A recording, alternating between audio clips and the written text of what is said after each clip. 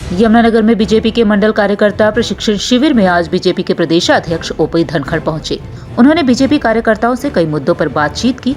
वहीं मीडिया से बातचीत करते हुए ओपी धनखड़ ने कहा कि कृषि कानूनों को लेकर सभी बिंदु क्लियर हो चुके हैं। जो भी किसान संगठनों की शंकाएं थी दूर हो चुकी हैं। उन्होंने कहा कि अब किसान संगठनों ने तय करना है। मैं चाहता हूँ कि आंदोलन करने में ही नहीं, आंदोलन वापस लेने में भी ताकत होती है। कई आंदोलन हुए, कई बार वापस किए गए, आंदोलन वापसी में भी उस संगठन की ताकत होती है। वहीं बीजेपी नेताओं के विरोध के सवाल पर धनखड़ बोले कि आंदोलन की अपनी एक मर्यादा होती है। आंदोलन तब भी ताकतवर होता है जब मर्यादा में हो। लोकतंत्र की प्रक्रिया मर्यादा की प्रक्रिया है। किसान संगठनों ने तय करना है कि वो किस प्रकार से लोकतांत्रिक पद्धति से शालीनता पूर्वक वो अपनी बात को रखे हुए है और किस प्रकार से रखने में उनकी ताकत है। वहीं उन्होंने विपक्षी दलों पर निशाना साधते हुए कहा कि वो किसान हितैषी होने का ढोंग करते हैं। हर मंडल में लगभग 100 कार्यकर्ता सक्रिय कार्यकर्ता रहते हैं। ऐसे 30,000 कार्यकर्ताओं का प्रशिक्षण होना है। ऐसे ही एक मंडल के प्रशिक्षण शिविर में शामिल होने के लिए आज मैं यहाँ यमुनानगर आया हूँ और उसी में मैंने बातचीत रखी है और ख़ास करके किसानों के मुद्दे पर ही रखी है कि जो भी इन तीनों कानूनों के संदर्भ में केंद्र सरकार के सामने जो मुद्दे रखे थे, सभी एक एक करके मुद्दे का जवाब केंद्र सरकार ने दे दिया है और किसानों की जितनी भी शंकाएं थी सब दूर की हैं और आगे भी केंद्र सरकार बातचीत के लिए खुली है। तो अब कोई एजेंडा तो नहीं बचा है। केंद्र सरकार ने हर बात को जो उठाई गई थी, चाहे एमएसपी पर लिखित आश्वासन देने की बात हो, चाहे एसडीएम कोर्ट के साथ सिविल कोर्ट में जाने की बात हो, चाहे राज्य सरकारों को ये कहना था कि हमारी मंडियों पर असर पड़ेगा, बाहर मार्केट फीस कम होगी, तो उसमें भी कह दिया है कि मार्केट फीस राज्य सरकारें अपनी मर्जी से तय कर सकेंगी।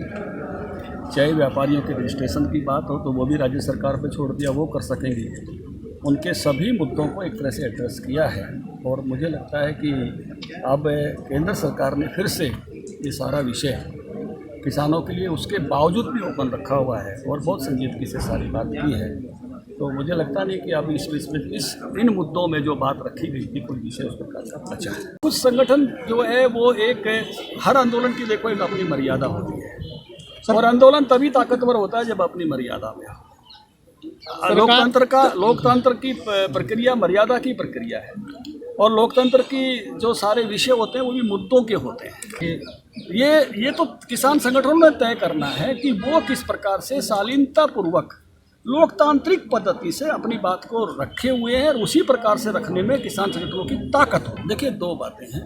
किसी बात को भी आप स्पष्टता से जब समझेंगे और रखेंगे, आपको इन कानूनों ने आज़ादी दी थी कि आप किसी भी देश के हिस्से में ले जाकर अपनी पसंद बेच सकते हैं सर, लेकिन आपको खरीदार भी चाहिए। हरियाणा सरकार जैसे बाजरा खरीद रही, 2150 खरीदा, 74 लाख क्विंटल बाजरा वो हरियाणा के किसानों को लाभ देने के लिए खरीदा है। जो तथाकथित किसान हितैषी होने का ढोंग करते हैं, उस राजस्थान के किसानों का बाजरा नहीं खरीदा। जो कथित किसान हितैषी होने का ढोंग करते हैं कैप्टन धर्मेंद्र, उन्होंने नहीं खरीदा। तो इसलिए जो खरीद रहे हैं वो अपने राज्य के किसानों को लाभ देने के लिए। एमपी के मुख्यमंत्री ने भी अपनी खरीद के लिए दिया होगा। जो अड़ोस पड़ोस के राज्य हैं जो किसान हितैषी होने का ढोंग तो करते हैं लेकिन खरीदारी नहीं करते हैं, उन्होंने अपने राज्यों में अपने किसानों को बेनिफिट देने के लिए हरियाणा के किसानों को, बाजरा के किसानों को लगभग 1000 रुपये बेनिफिट मिला है प्रति क्विंटल। अगर राजस्थान का भाव और यहाँ का भाव देखें तो ये किसान हितैषी होना है और वो किसान हितैषी होने का ढोंग करना है।